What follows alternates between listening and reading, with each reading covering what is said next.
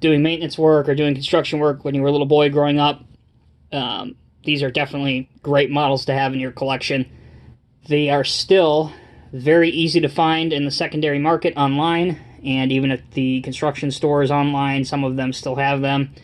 And again, you're not going to have to mortgage the house or skip rent for a few months, or whatever. You're not going to have to do any of that craziness. So if you want one, go out and buy one. Highly recommended, especially for ERTL. Can't believe I'm saying that.